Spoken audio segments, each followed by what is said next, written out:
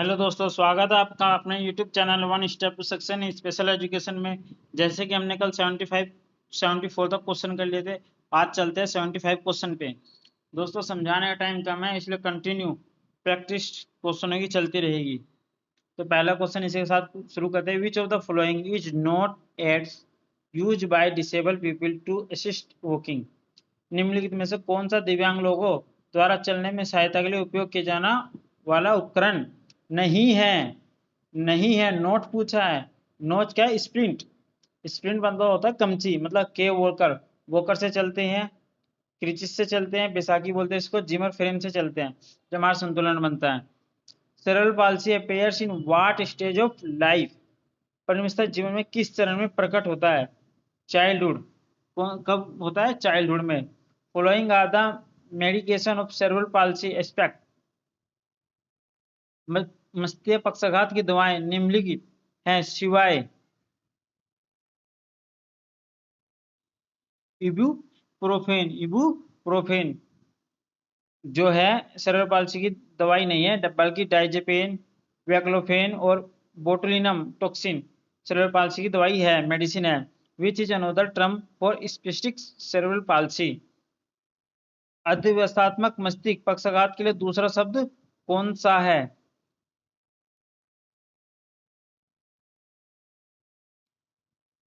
Pyramidal, सख्त pyramidal. Which is the another term of non specific cerebral palsy. Extra pyramidal, extra pyramidal. इसी साथ question number 80 पे चले। When the cerebral palsy awareness month celebrated. कब मनाया जाता है? March. When the cerebral palsy awareness day celebrated 21 March. Sorry, cerebral palsy awareness day celebrated, कब इस दिवस को जो है सेलिब्रेट किया जाता है? 6 अक्टूबर।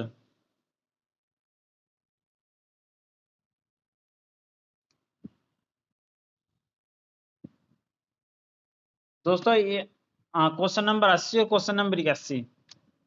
When the cerebral palsy awareness month celebrated, मार्च में मनाया जाता है। और when the cerebral palsy awareness day celebrated 21 March.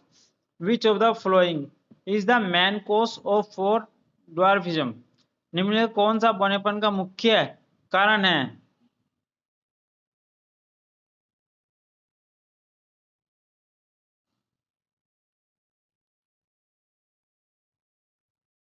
Exclusive secretion of thyroid hormone, thyroid ग्रंथि का अत्यधिक स्राव। What are the chance of the offspring to have dwarfism और एक्नोप्लेसिया इफ बोथ पेरेंट्स हैव एक्नोप्लेसिया। यदि माता पिता दोनों को बारस्थित है तो संतान को बौनापन या बारस्ता होने की संभावना कितनी होती है?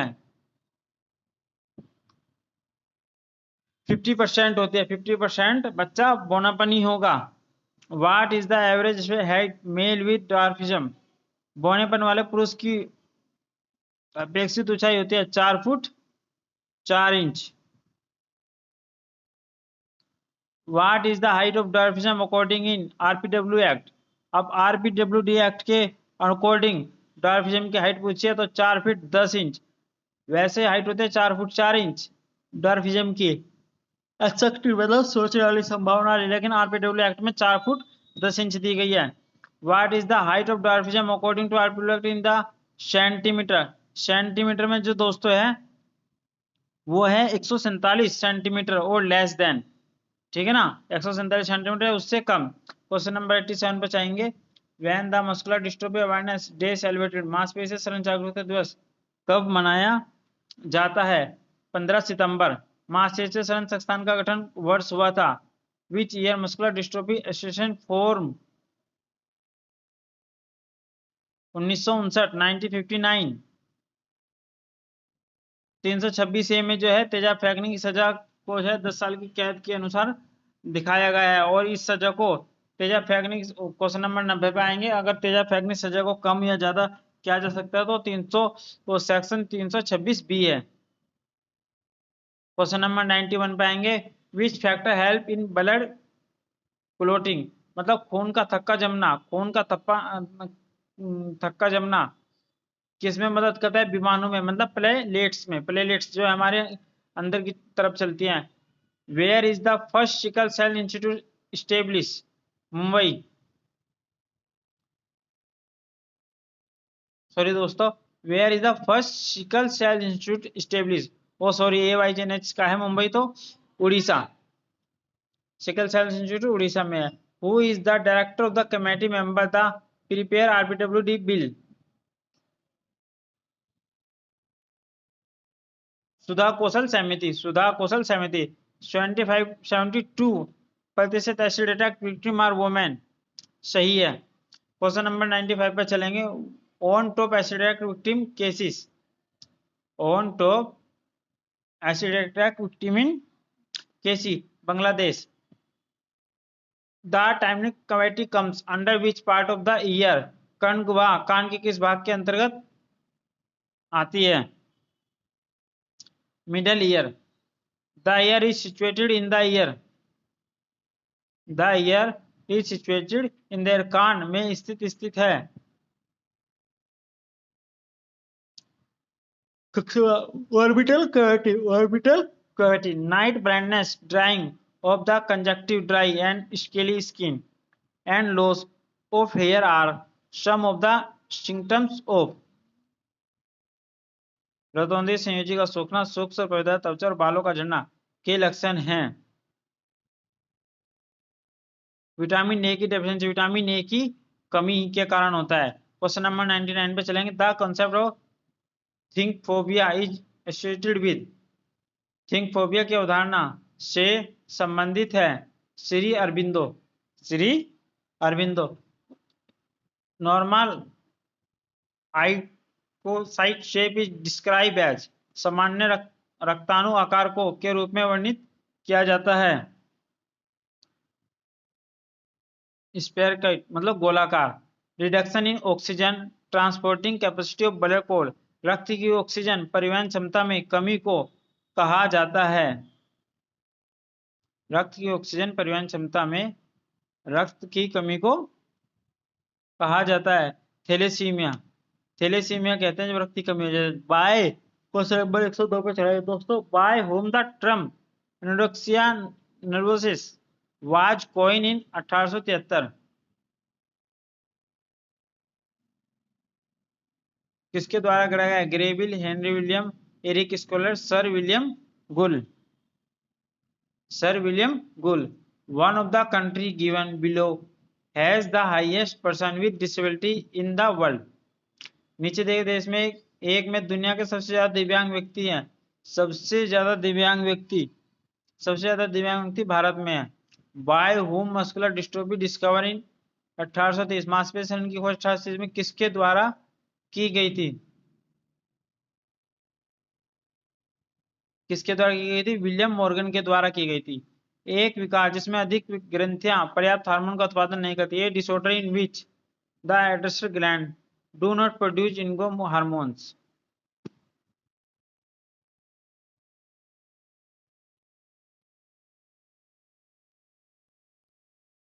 Edison disease. Addison disease. An immune system disorder of the butterfly shape gland in the throat. Throughout the throat, our fluids, hormones, the condition is more common in women under the age of 14. गले थोड़े में तितली के आकार की ग्रंथियां जो thyroid hormone का अधिक उत्पादन करता है। 40 वर्ष से कम उम्र की महिलाओं में यह स्थिति अधिक सामान्य होता है। कब्र रोग, Graves disease. Grave disease affect anterior horn cells of the spinal cord. रीढ़ की हड्डी के पूर्वकाल सींग कोशिकाओं को प्रभावित करता है। रीढ़ की हड्डी के पोलियोमिलिटीज, बहुत तरह से poliomyelitis. A affect interior horn cell of the spinal cord. Spinal cord को पोलियोमिलिटीज कहते हैं। क्वेश्चन नंबर 108 पे आएंगे। ए चाइल्ड हैज अनरीडेबल, एक बच्चे के पास अपठनीय सहज लिखित कार्य होता है जबकि नकल किया गया कार्य सुपाठ्य होता है, वह वर्तनी में भी खराब होता है, तो इसको क्या बोलेंगे?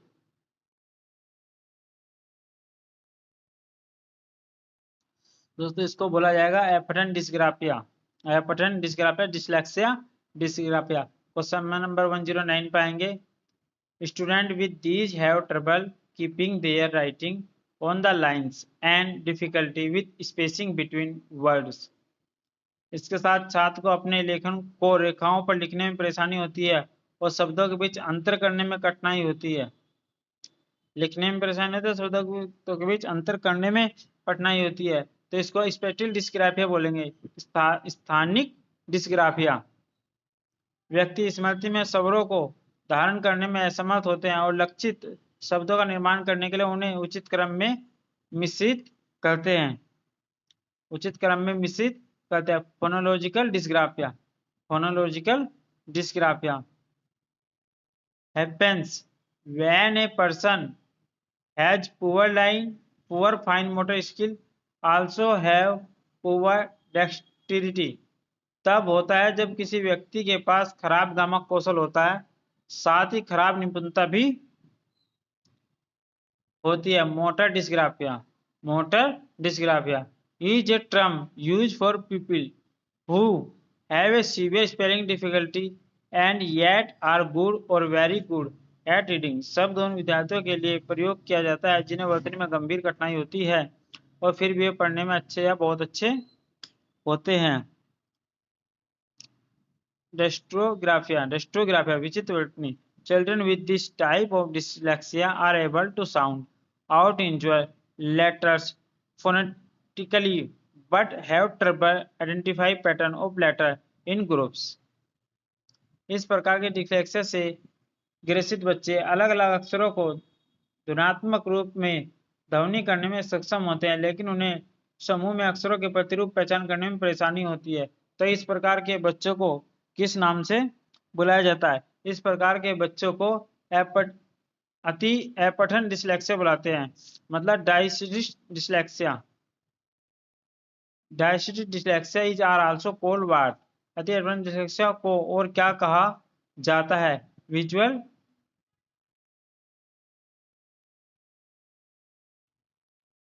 विजुअल डिस्लेक्सिया और सरफेस डिस्लेक्सिया, बोथ आर दोनों ही कहा जाता है। A form of acquired dyslexia characterized by an ability to read words aloud but an inability to understand what is being read. अधिकृत डिस्लेक्सिया का एक रूप है जो शब्दों को पढ़ने की क्षमता की विशेषता है, लेकिन जो पढ़ा जा रहा है उसे समझने में असमर्थता है, उसको बोलते हैं तो डायरेक्ट डिस्लेक्सिया। डिस्लेक्सिया का एक रूप है जो शब्दों को पढ़ने की क्षमता की विशेषता तो है, लेकिन उसे पढ़ा जा रहा है तो पढ़ने में समर्थ नहीं है, तो उसे डायरेक्ट डिस्लेक्सिया बोलते हैं। क्वेश्चन नंबर 116 पे आएंगे, is an acquired reading disorder in which of the substitution of word semantic call but not visually accessibility may read as down। It has been reported in individuals who have sustained left hemisphere injuries as adult। एक अधिकृत पठन विकार है जिसमें शब्दार्थ को बदला जाता है लेकिन दृश्य नहीं। उदाहरण के लिए, शहर को नगर के रूप में पढ़ा जा सकता है। यह उन व्यक्तियों में सूचित किया गया जिन्होंने निवेशक के रूप में बाएं गुलाद की चोटों को बरकरार किया गया है।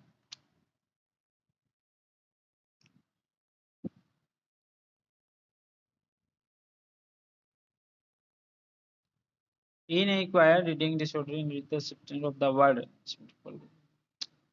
एक अधिकृत पठन विकार है जिसमें शब्दार्थ को बदला जाता है लेकिन दृश्य नहीं। उदाहरण के लिए, अच्छा, जिसमें शब्दों को बदल जाता है लेकिन दृश्य नहीं बदला जाता, जैसे चेयर है, प्लास्टिक की चेयर दिखा, उसके बाद हमने क्या कौन सी चेयर दिखा दी? गद्दे वाली चेयर दिखा दी, तो दृश्य बदल दिया लेकिन शब्द वही रहेंगे उसकी चेयर, तो बोलेंगे तो उसको चेयर ही। तो इसका जो आंसर बनेगा डीप डिस्लेक्सिया, मतलब सोचने समझने वाली क्षमता होगा हमारी। Is very genetic which is associated with brain function located in the angular gyrus of the left peripheral lobe of the brain. Person have poor sight word recognition contributing to a slow laboratory reading experience. बहुत अनुवांशिक है जो मस्तिष्क के बाएं पक्ष भाग के कोने कर्णक में स्थित मस्तिष्क कार्यों से जुड़ा होता है। व्यक्ति की दृष्टि शब्द पहचान खराब होती है जो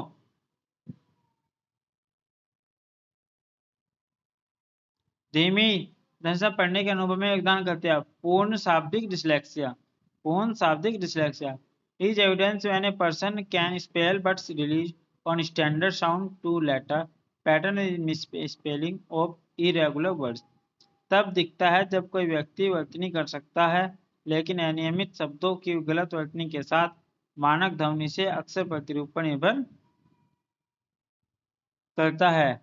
Lexical dysgraphia is a range where language may be bound to discussion and modification। एक श्रेणी है जहां भाषा चर्चा और संशोधन के लिए बाध्य हो सकती है। दिव्यांगता डिसेबिलिटी एक श्रेणी है जहां भाषा चर्चा संशोधन के लिए बाध्य हो सकती है। दिव्यांगता disability cochlear implant is need for sensory neural hearing loss और conductive hearing loss.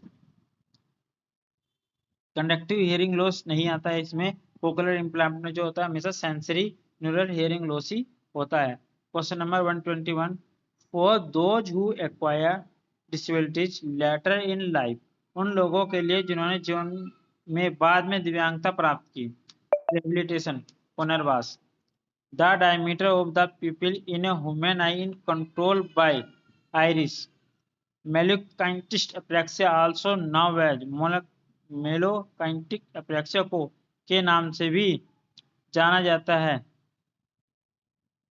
Liam kinetic apraxia question number 124 type of dyspraxia in which speech is slow and unable to understand because they are unable to produce sound।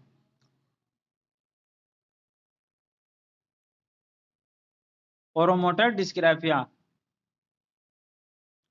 the term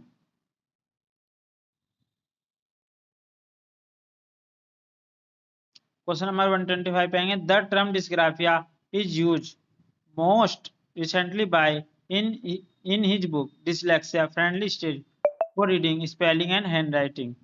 शब्द विचित्र वर्तनी का उपयोग हाल ही में द्वारा अपनी पुस्तक डिसलेक्सिया के अनुकूल रणनीतियों में पढ़ने वर्तनी और हस्तलेखन के लिए किया गया है। Diane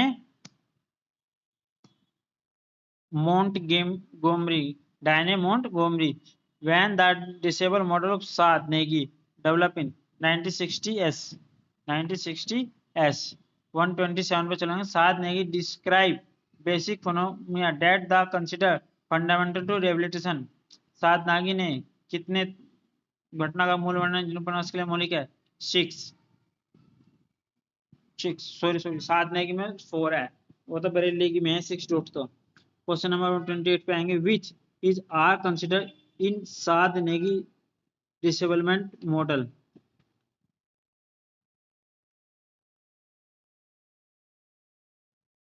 active pathology impairment functional limitation disabilities और हैंडीकैप ये सभी जो है साद नेगी के डिसेबलमेंट नेगी मॉडल में आते हैं। RP 2016 include 21 condition which government has the power to the add central government कि हम इसमें और अधिक डिसेबिलिटी ऐड कर सकते हैं नहीं कर सकते इसकी परमिशन किसको है सेंट्रल गवर्नमेंट को। क्वेश्चन नंबर 113 पे चलेंगे। Means a person with long term physical mental intellectual और सेंसरी इंपायरमेंट। इसको किस प्रकार का व्यक्ति बोलेंगे इसको बोलेंगे CWSN और PWD। According to RPW act के अनुसार जिन क्षमता वाले व्यक्ति के साथ व्यक्तित्व है 40% क्षमता 40% क्षमता कम से कम 40% क्षमता 40% से अधिक क्षमता A और B दोनों। अब इसका दोस्तों आप बताओ क्या आंसर होगा। ये बहुत ही कॉमन क्वेश्चन है। 131 132 स्वयं और वस्तु द्वारा गति से जुड़े विशिष्ट कार्यों को निष्पादित करने में एक व्यक्ति का क्षमता लोकोमोटर डिसेबिलिटी। क्या पूछ रहा है इसमें गति मतलब मूवमेंट पूछ रहा है और मूवमेंट हमारा किससे रिलेट करता है लोकोमोटर डिसेबिलिटी से। Question number 133 133 resulting from flexion of the musculoskeletal और नर्वस सिस्टम और बोथ पेशी कंकाल या तंत्रिका तंत्र दोनों की पीड़ा के परिणाम स्वरूप क्या होता है, लोकोमोटर डिसेबिलिटी होती है, क्योंकि ये भी हमारी जो है मोमेंटम लोकोमोटर डिसेबिलिटी से कनेक्ट करता है। According to WHO, mild less severe form of the leprosy, WHO के अनुसार हल्के कम गंभीर रोग का कुष्ठ रोग एकाधिक जीवन युक्त सिम्टम्स ऑफ लेप्रोसी कुल पर्सन इज आर। कुष्ठ रोग से मुक्त व्यक्ति के लक्षण कौन से होते हैं दोस्तों? पेरिसिस इन आई एंड आईलिड्स होती है, loss of the sensation in hand होता है, permanent squaring of bacteria area होता है। ऑल ऑफ द अबव होते हैं। क्वेश्चन नंबर 136 पे आएंगे। Characterize of leprosy cure person include. कुष्ठ रोग से मुक्त व्यक्ति की विशेषताओं में शामिल आंख की समस्या से अंधापन हो जाता है, मोटी आघात तक कानपाली, मोटी नसें, बिना अंतर महसूस किए निशानियां, छल्ले।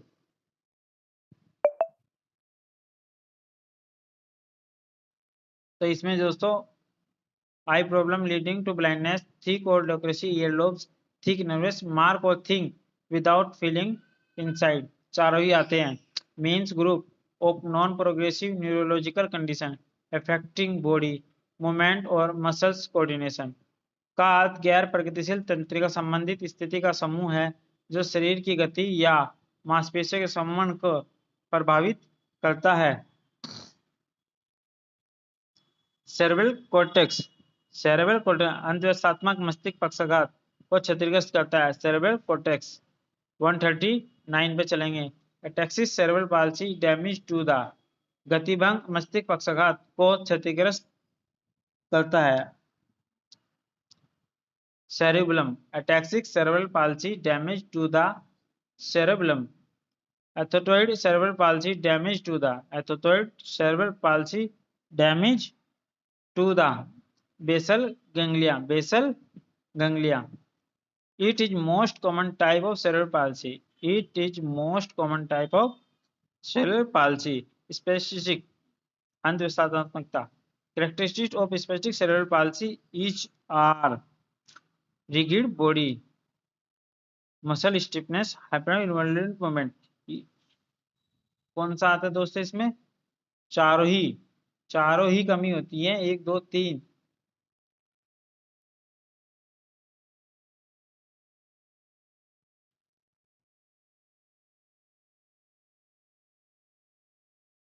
Question number 143 affect either both arm of both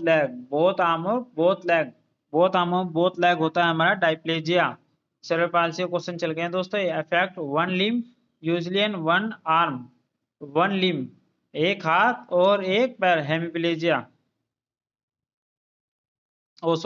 मोनोप्लेजिया।